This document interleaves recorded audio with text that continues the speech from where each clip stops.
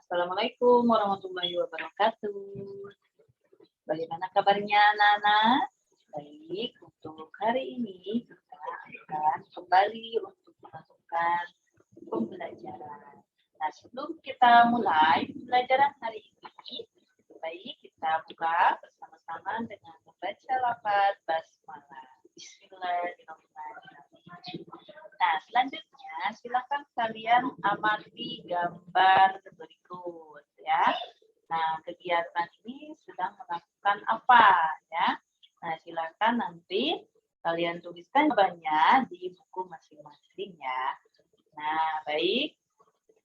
Akan kita lanjut ke materi yang akan kita bahas pada hari ini ya, yaitu tentang materi pembelajaran fikih kelas 2 MI.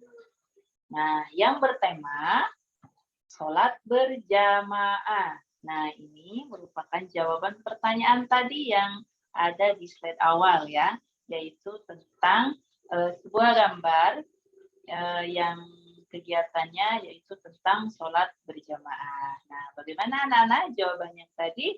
Sudah benarkah? Oke, alhamdulillah ya. Baik, selanjutnya Ibu akan menerangkan tentang pengertian sholat berjamaah. Nah, anak-anak, bisa kalian lihat di layar bahwa sholat berjamaah itu adalah sholat yang dikerjakan secara bersama-sama, yang dikerjakan oleh 2 orang atau lebih, yang dipimpin oleh seorang imam dan yang menjadi makmum. Ya, jadi dari pengertian ini sudah dapat kita ketahui bahwa sholat berjamaah itu hanya dapat dilakukan oleh 2 orang atau lebih. Nah, berarti kita tidak melakukan ya itu dengan 1 orang ya. Itu namanya sholat berjamaah. Tapi yaitu sholat sendirian ya, seperti itu. Selanjutnya yaitu syarat jadi imam. Nah, ternyata jadi seorang imam itu ada syarat loh. Nah, mungkin di antara anak-anak yang laki-laki maupun perempuan pernah menjadi seorang imam ya. Nah, atau juga pernah melihat di masjid atau di rumah masing-masing ya, mungkin ayahnya atau bundanya yang menjadi imam. Nah, syaratnya yaitu yang pertama sehat akalnya. Nah, sehat akalnya di sini yaitu mengetahui tentang hukum pelaksanaan sholat menurut sunnah dan hadis ya. Dan juga di sini berarti dalam keadaan fisik yang sehat ya. Nah, selanjutnya pasti bacaan Al-Qur'annya sudah pasti ini ya. Ini hal yang paling utama karena ketika seorang imam itu salah mengucapkan satu huruf saja itu nanti artinya berbeda ya pada tulisan Arab itu. Nah, jadi diharuskan itu mengetahui tajwidnya ya. Jadi seperti itu. Nah, yang kedua itu mengetahui tata cara mengerjakan sholat dan dapat melakukannya. Nah, jadi seorang imam itu harus mengetahui tata cara sholatnya itu seperti apa, dari takbir, ruku, dan sampai selesai sampai salam ya, dan dapat melakukannya dengan benar tentunya.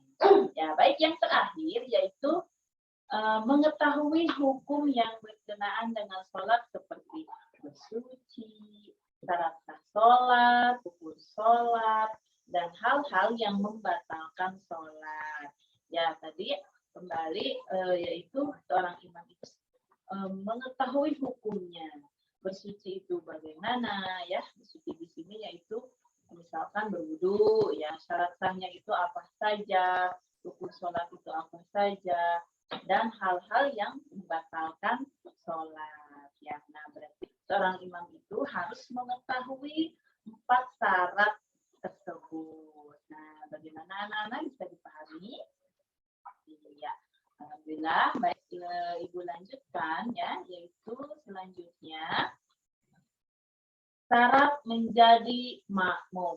Ya, tadi syarat menjadi imam. Nah, sekarang syarat menjadi seorang makmum. Ya. Nah, tadi imam itu katanya posisinya ada di depan. Nah, kalau makmum ini posisinya di belakang imam. Nah, apakah syaratnya? Nanti kita simak bersama-sama. Ya, untuk syarat yang pertama yaitu niat untuk mengikuti imam dan mengikuti gerakan imam. Ya, ketika imam mulai takbir, kita langsung harus mengikuti imam.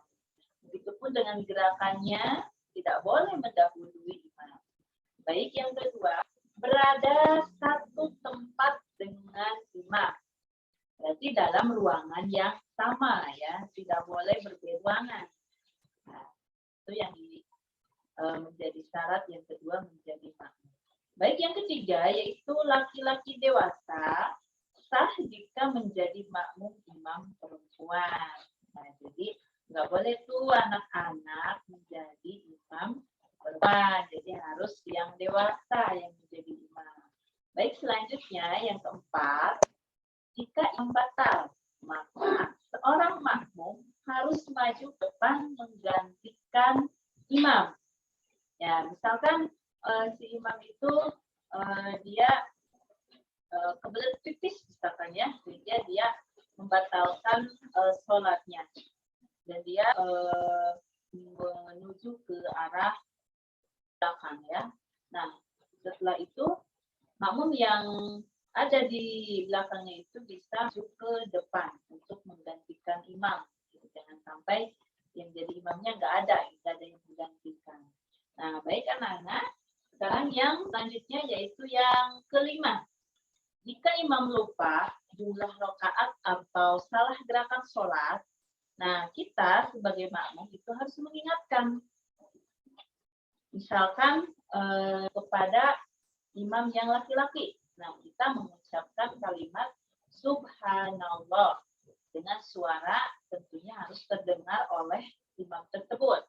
Nah, untuk makmum perempuan, bagaimana untuk makmum perempuan? Pastinya ini berbeda, yaitu dengan cara bertepuk tangan. Ya, tapi tepuk tangannya jangan terlalu banyak, ya, cukup sekali saja atau 2 kali. Ya. Nah, baik, selanjutnya yang keenam, syarat menjadi makmum yang keenam. Makmum dapat melihat atau mendengar imam. Nah, jadi misalkan kita nih sebagai makmum, kita harus melihat imamnya, gitu ya. Ada nggak nih imamnya kelihatan, gitu ya. Nah, juga harus mendengar suara imam. Itu harus sekali, gitu ya. Karena kalau kita tidak terdengar suara imam, bagaimana kita akan mengikuti imam tersebut? Nah, baik, yang ketujuh, yaitu makmum berada di belakang imam. Ya, seperti tadi Ibu jelaskan, bahwa kita sebagai makmum harus di belakang imam. Dan imam itu ada di saf paling depan. Nah, selanjutnya, yang terakhir yaitu mengerjakan ibadah sholat yang sama dengan imam. Nah, berarti misalkan kalau imam mengerjakan sholat maghrib, nah berarti kita juga harus sama mengerjakan ibadah sholat maghrib juga. Nah, jadi tidak boleh berbeda ya mengerjakan ibadah sholatnya. Baik anak-anak, selanjutnya.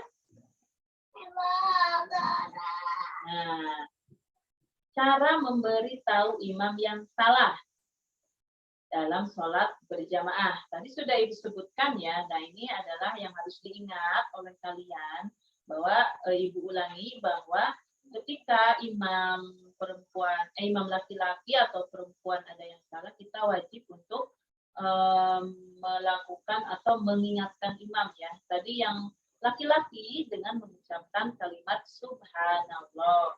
Kalau perempuan itu dengan cara bertepuk tangan ya.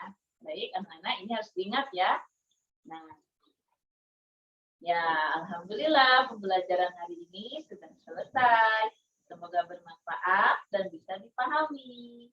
Nah, terima kasih atas perhatiannya. Wassalamualaikum warahmatullahi wabarakatuh.